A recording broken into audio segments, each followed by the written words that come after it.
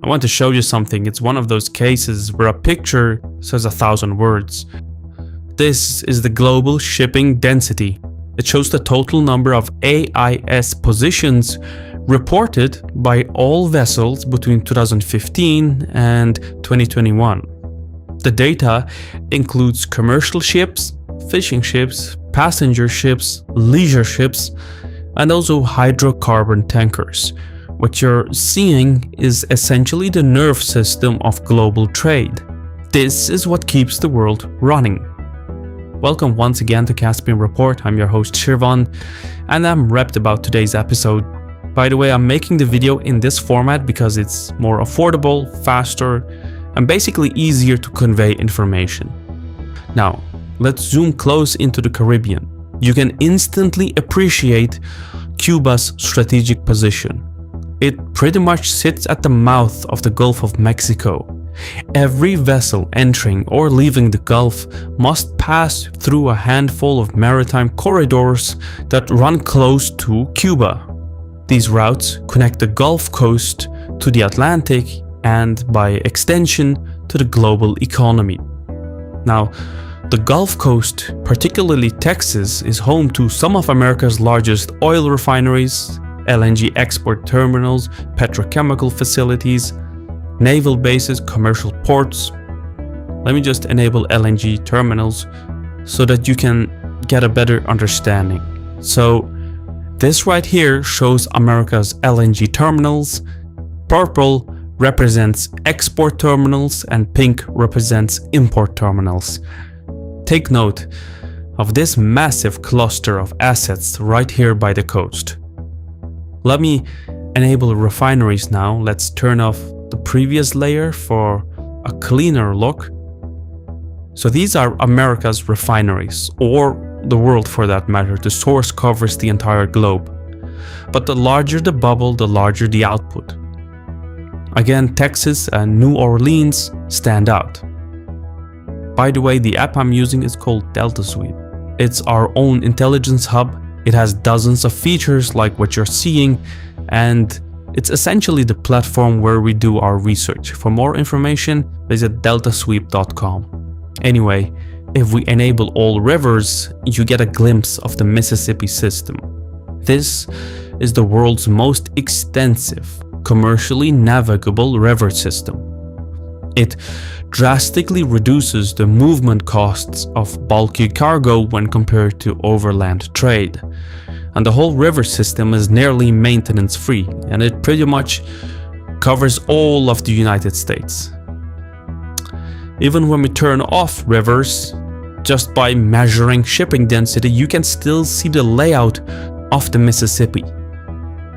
This town, for instance, almost smack in the middle of North America, is connected by river, navigable commercial river, to the open oceans. Without this one-of-a-kind river system, America would simply not be the same country. It would probably not be the economic and industrial powerhouse it is. Let me quickly enable the nighttime map. This one was made by NASA. It's probably my favorite base map. The neat thing about this one is that it doubles as a way of measuring demographic density. Roughly 70% of the world's population lives within a day's travel of the coast, but if you include rivers, that number becomes much higher. And that's basically what you're seeing here. All these cities, all this economic and cultural life would look very different without the Mississippi. Let me turn on the rivers again. Yeah, this looks good. So all this ties together to create a bigger picture.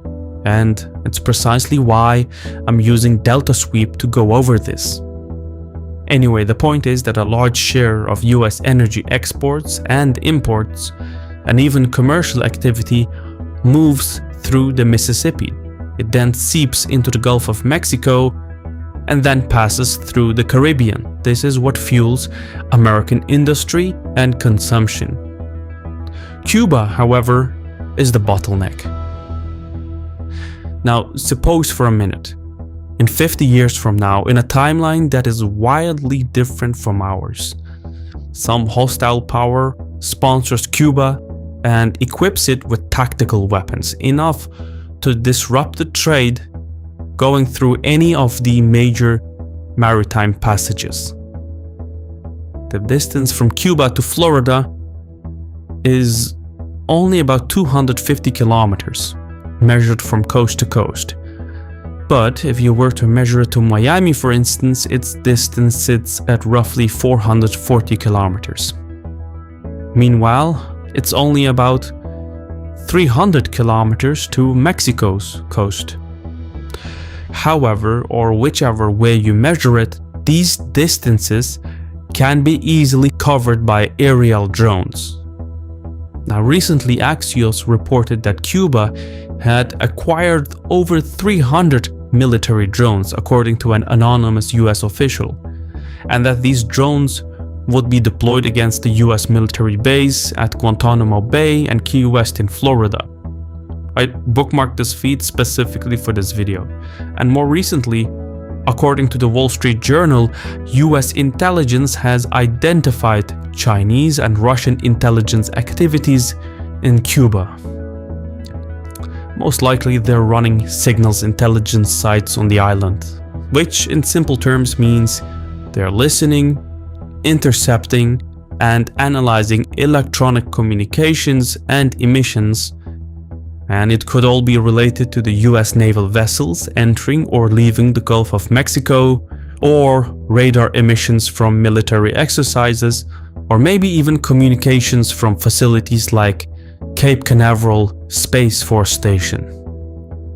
Of course, an attack on US territory or property would be suicide for Cuba, and no serious analyst believes the island poses a threat to the United States today. Any sizable hostile military buildup on Cuba would be detected long before it became operational, but geography has a way of outlasting politics. So it's totally unfeasible, but still Cuba may very well be the only geographic vulnerability of the United States. If in decades from now a rival power wants to give the US a bloody nose, Cuba would be the way to do it. Not because it could defeat the United States, but because it sits next to some of the most important maritime routes in the Western Hemisphere. The island functions like an unsinkable aircraft carrier positioned at the entrance to the Gulf of Mexico. In friendly hands, Cuba is largely irrelevant, but in hostile hands, it becomes impossible to ignore. And this is precisely what makes it so unique. Unlike most potential challenges to the United States, this one is geographic rather than political. The thing is, governments change, they rise and fall. Even alliances like NATO shift with trends. Geography, however, remains. And it's precisely with this in mind that Trump is now stepping up pressure on Cuba. He simply can't allow the Western Hemisphere to become a playground in any meaningful way for geopolitical rivals, namely China and Russia. Anyway, let's get back to the map. Let's clear everything and return to the default base map. Now, let's enable ship tracker. Okay, this is where it gets spicy. There are currently 3 carriers in the region. We got the Nimitz here, but we also have 2 amphibious ready groups. The Iwo Jima is currently in Puerto Rico, and the Kearsarge is in New Orleans. None of these carriers were there a week ago. Let me just show you. Here are the positions from 7 days ago. There. So all 3 carriers and their escorting ships are coalescing into the Caribbean. This is highly unusual. In fact, it is now the largest naval buildup in the world outside the Middle East. You know what? Let's quickly compare the two. Let's move to the Arabian Sea, zoom in a bit. So here is the armada that carried the war with Iran. You've got 2 carrier strike groups and 1 amphibious ready group, and about a dozen independently operating ships. By the way, this app, DeltaSweep, is basically how we keep track of things. We are rolling it out to the public. It only costs $6 a month, but using the app, we've been able to make some pretty crazy predictions in the past. Anyway, let's go back to the Caribbean. So the armada here is not nearly as large as it is in the Arabian Sea, but then again, Cuba is not nearly as armed as Iran. But what is important is distance and geography. Cuba's proximity to the American homeland means that technically the US can bring about astonishing violence on the island with little to no warning or prep work. There are enough bases in Florida alone to make quick work of Cuba's conventional forces. So why then the need to move aircraft carriers into the region? Well, nothing is quite as intimidating as an armada parked right outside your house. Trump has floated the idea of invading Cuba several times now, but with the US Navy moving about in the region, it conveys the message that the US can act instantly without warning at all. Aircraft carriers, they get the message across. They're the pinnacle of American power projection. The Nimitz and Iwo Jima and Kearsarge are there to scare and coerce the Cubans into submission. But for this to work, the threat has to be tangible, visible, and most of all, ready and able to be used in a military operation if needed. Hence, the 3 carriers in the Caribbean. So, right now, the Pentagon has all the assets in place to launch a military attack on Cuba. The capacity, it's there, it's all in place. All that is needed is the political decision, the final go-ahead from Trump. Now, suppose that happens. A military operation can take many different forms. The US can capture the Cuban leadership, much like they did with Venezuela's, but they can also launch precision strikes into Cuba. The US has Gridley, for instance. This is a missile-guided destroyer. That means it can launch precision missiles at targets on shore. Even more interestingly, the USS Kearsarge here recently docked at New Orleans. It's an amphibious ship. It carries about 2,500 Marines, so if things go sideways, there's always the option of actually invading Cuba, like boots on the ground. Let me show you something. So this is the bathymetry of the ocean floor. These contours show the depth. For an amphibious assault, you want shallow waters with gentle slopes, but not too shallow. If it's too shallow, ships or landing craft could get stuck further offshore. But if it's too steep, the landing craft may not be able to beach at all, or vehicles would have to move further, or some bottleneck with troops could develop. Amphibious operations are really some of the most complex military operations out there. The list of countries capable of doing it competently is surprisingly short. There are like 10 countries in the world that can actually do it. But anyway, the sweet spot for a beach landing is between 10 and 20 meters of depth offshore. So in Cuba's case, that's here and here. I'm skipping these. These are reefs and broken archipelagos. You don't want to send the Marines there. But you can send them here and here.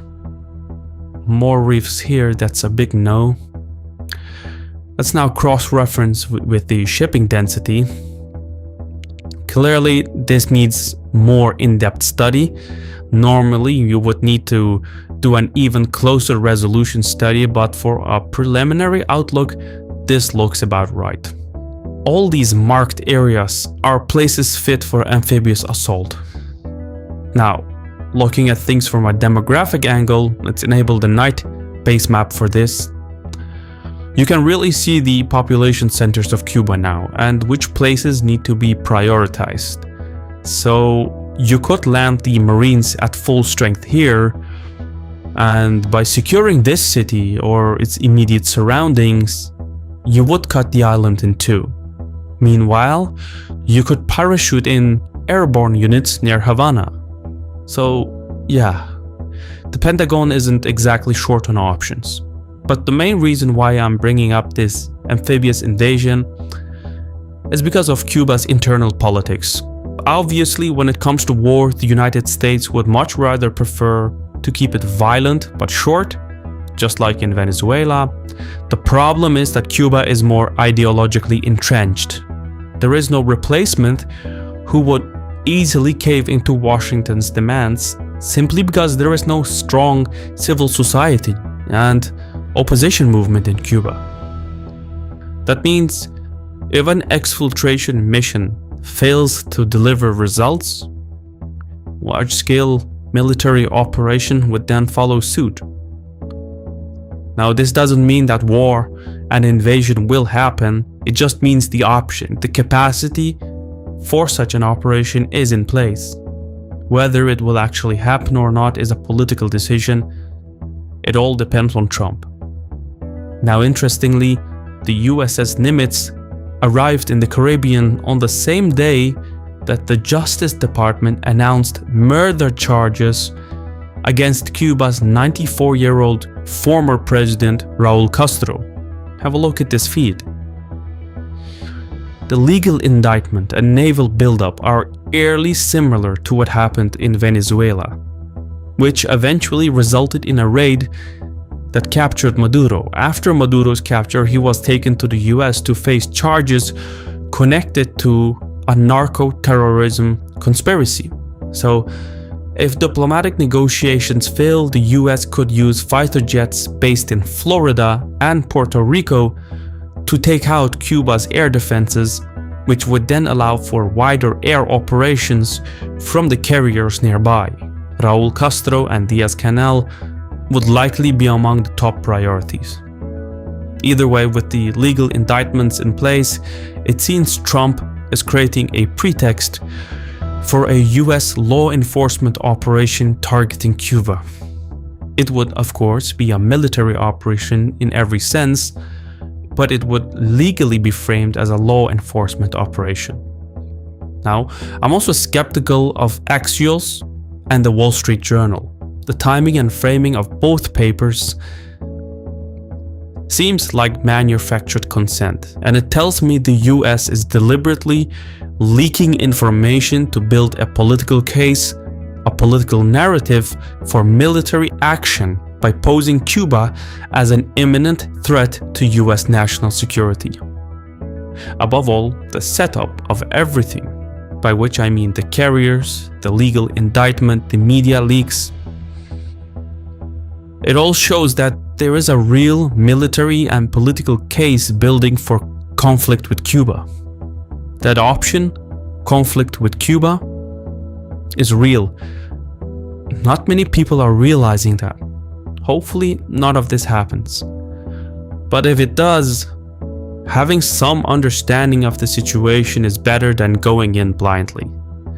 The only problem that I can see is that many of the big warships are now approaching 10 months at sea, which is far beyond the usual 6 to 7 months. The Pentagon must avoid overextending crews and naval forces because there is already an ongoing operation in the Arabian Sea. So perhaps America's only restraint is timing. Doing back-to-back long deployments adds over time. When you keep a carrier well over 10 months at sea, the refitting and repair time for those ships adds up once they come home. Look at this. At Norfolk alone, there are 4 carriers and 2 amphibious carriers undergoing maintenance. Meanwhile, here in San Diego, there are 4 carriers docked. And one more in Seattle, the USS Ronald Reagan. So the longer ships are at sea, the longer the maintenance takes, and that leaves you with fewer options in the future. Now, before we wrap up, a quick note about DeltaSweep. Everything you saw in this episode, the shipping density, base maps, ship tracking, intelligence feeds, infrastructure layers, the marine depth contours, aircraft movement, and historical timelines, all of it, more, way more, is available inside the platform. We originally built DeltaSweep for our own research purposes, primarily because we were tired of jumping between tools and programs, but over time it became the backbone of how we track geopolitical developments and spot trends before they become the headlines. Some of you may even recognize the base maps and the features such as shipping density from our videos way back ago, or even this base map with the vibrant colors. It's one of my favorites, and we've included it in the app as well, so you know it's real. Now, if you enjoyed this kind of analysis and you want to explore the data for yourself, consider giving DeltaSweep a try. It's just $6 a month. Every subscription helps us improve the platform, add new datasets, and continue building tools for people who want a better understanding of world events. The link for it is in the description. We'd love to have you on board. Anyway, thank you for watching until the end, and Sarol.